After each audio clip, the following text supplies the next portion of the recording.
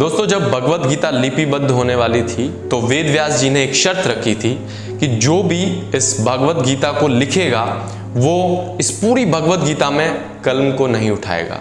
तो कलम को उठाने का मतलब ये नहीं है कि एक शब्द से दूसरे शब्द तक आप कलम को ना उठाएं। कहने का तात्पर्य है कि आप शुरू से पूरे अंत तक 18 अध्याय तक इस भगवत गीता को निरंतर लिखते जाएंगे बिना किसी सवाल के, बिना रुके। ऐसी शर्त रखी क्यों गई थी?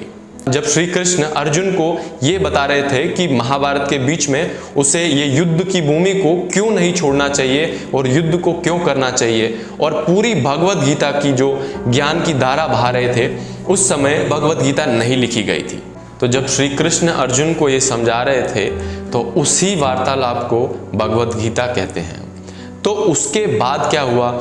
श्री कृष्ण से वेद व्यास जी ने पूछा कि हे कृष्ण, हे माधव, जो भी आपने अर्जुन से कहा वो कृपया मुझे उसी तरीके से आप बता दें ताकि मैं उसे लिपिबद्ध करूं और जनमानस का कल्याण हो पाए।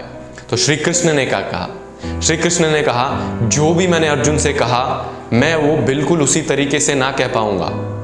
क्यों? ऐसा श्री कृष्ण ने क्यों कहा? क्योंकि जब श्री कृष्ण अर्जुन से ये सब बातें कह रहे थे, वो परब्रह्म श्री कृष्ण में विराजमान होके वो ज्ञान की धारा बहा रहे थे। इसलिए श्री कृष्ण ने कहा, जो भी मैंने अर्जुन से कहा मैं बिल्कुल उसको वैसा ही आपसे नहीं कह सकता, ये मेरे बस में नहीं है। तो हुआ क्या? फिर गीता लिखी कैसी गई? तो वेद व्यास जी ने अपनी दिव्य दृष्टि से ध्यान में जाके ये जो भी कुछ घटित हुआ वो सब वापस से वैसा ही देखा, और इसीलिए उन्होंने कहा कि ये जो भी लिखेगा वो कलम को नहीं उठाएगा, वो निरंतर पूरी की पूरी गीता लिखेगा बिना रुके। क्यों?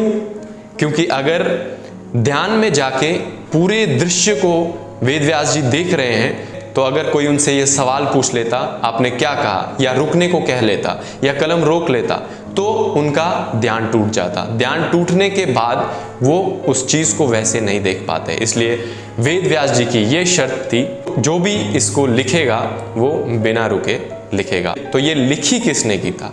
गणेश जी। गणेश जी ने कहा कि मैं लिखूंगा। जय श्री कृष्ण। धन्यवाद।